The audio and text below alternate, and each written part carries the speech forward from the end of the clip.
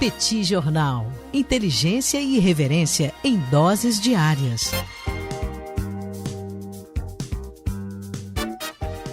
Olá, caríssimas e caríssimos ouvintes do Petit Jornal, caríssimas apoiadoras e caríssimos apoiadores do Petit Jornal. Estamos aqui hoje para mais uma coluna de política internacional e o tema da nossa coluna de hoje é meio ambiente. Isso pelo fato de que no próximo domingo vai começar a COP26 na cidade escocesa de Glasgow. Uma conferência que deveria ter acontecido no ano passado, mas a pandemia não permitiu e, portanto, vai acontecer ao longo da próxima semana. Antes de mais nada, uma contextualização acerca do que é a COP. A COP é a Conferência das Partes da Convenção Quadro sobre Mudanças Climáticas. Essa Convenção Quadro foi um documento, aliás, assinado no Rio de Janeiro, durante a Rio 92, e que estabelece, a partir daquele momento, a partir de 92, uma série de debates acerca do que deveria ser feito para a contenção das mudanças climáticas. De lá para cá, nós tivemos, de forma bastante regular, a realização de tais conferências. Mais uma vez, não aconteceram no ano passado por causa da pandemia, mas de forma regular, essas conferências têm acontecido exatamente para estabelecer os compromissos relacionados à contenção ao aquecimento global. E a preocupação para essa COP de Glasgow é bastante grande. Isso pelo fato de que já há uma série de compromissos firmados pelos estados exatamente para tentar impedir que o aquecimento global saia de controle. Ao longo das últimas reuniões, o compromisso que foi estabelecido era de evitar que o aquecimento global chegasse a 1,5 grau, sempre na comparação entre o período pré-industrial, ou seja, no momento em que não havia indústrias instaladas no mundo ainda, até o fim do século. E aqui um dado bastante preocupante. Se o objetivo era não atingir um aquecimento de 1,5 grau, já há constatação de que o aquecimento global já atingiu 1 grau Celsius. O avanço bastante acelerado do aquecimento global, no entanto, contrasta com a modéstia dos compromissos assumidos pelos estados até esse momento. Para colocarmos em números, os estados se comprometeram a promover, no total, uma redução de 7,5% das emissões de gases de efeito estufa até 2030. Os dados que vêm sendo apresentados nesses dias que antecedem a COP26 de Glasgow era de que até 2030 seria necessária uma redução não de 7,5%, mas de 45%, o que, na prática, coloca na mesa dessas negociações da COP a necessidade de praticamente todos os países, sobretudo aqueles que são grandes poluidores, a aumentarem significativamente seus compromissos na redução das emissões dos gases de efeito estufa.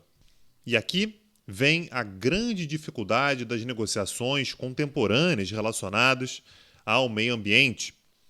A primeira tentativa de se fazer um acordo que estabelecesse quanto e quem deveria reduzir as emissões de gases de efeito estufa foi o Protocolo de Quioto, assinado no ano de 1997, e que estabelecia obrigações apenas para os países de industrialização mais antiga, particularmente Estados Unidos, Canadá, países europeus, seja ocidentais ou orientais, Rússia, Japão, Austrália e outros países desse quilate. Apenas esses países, no entanto, não seriam suficientes para conter o aquecimento global, levando em consideração, por exemplo, que países como China, Índia e, por que não, o Brasil, são países que já têm taxas de emissão de gases de efeito estufa bastante significativas. Os países em desenvolvimento, no entanto, entre eles, aliás, o Brasil, não aceitaram assumir a dianteira na redução das emissões de gases de efeito estufa.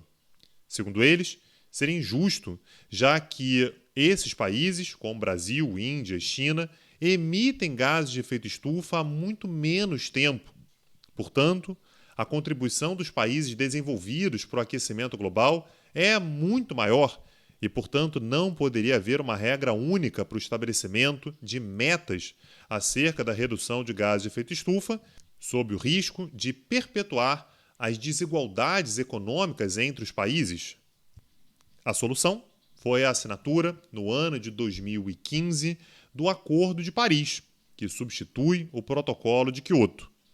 O que o Acordo de Paris estabelece é que cada Estado deve estabelecer as suas próprias metas. E aí, nós encontramos um problema.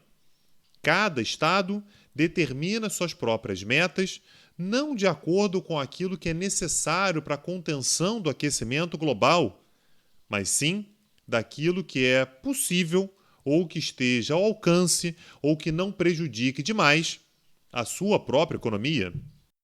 O resultado, no fim das contas, é que cada estado acaba oferecendo metas bem menores do que aquilo que é necessário e, no coletivo, nós estamos bem longe, mesmo que todos sigam suas próprias metas, o que é bastante improvável, de um controle do fenômeno do aquecimento global. Diante da constatação de que as metas eram insuficientes para conter o aquecimento global, mais da metade dos países se movimentou para aumentar as suas próprias metas. Mas isso não aconteceu com alguns países-chave para esse processo, como, por exemplo, China e Índia, que simplesmente não atualizaram seus compromissos, e o próprio Brasil, que até atualizou, mas manteve as suas metas num nível muito similar àquelas que haviam sido adotadas originalmente no Acordo de Paris, lá em 2015 para 2016.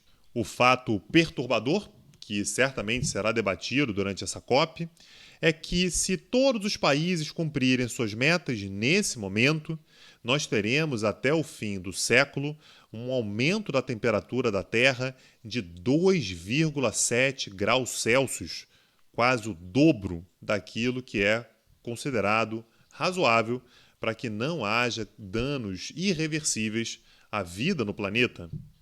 De todo modo, e aqui eu não poderia ser mais literal, aquilo que vai ser discutido em Glasgow ao longo da próxima semana é de interesse de todos nós. O Petit Jornal, obviamente, vai acompanhar de perto essas negociações. Se esse e outros temas do Petit Jornal tratados aqui te interessam, você pode se tornar um apoiador do nosso projeto acessando o nosso site www.petitjornal.com.br ou diretamente no site ou no aplicativo da Orelo, a parceira do Petit Jornal, a plataforma que valoriza os produtores de conteúdo. E, aliás, te convido também a conhecer os cursos e aulas gratuitas do Petit Jornal, lá no outro site, o www.petitcursos.com.br. Tem vários cursos, várias aulas gratuitas por lá. Eu tenho certeza que muito conteúdo produzido pelo Petit vai te interessar.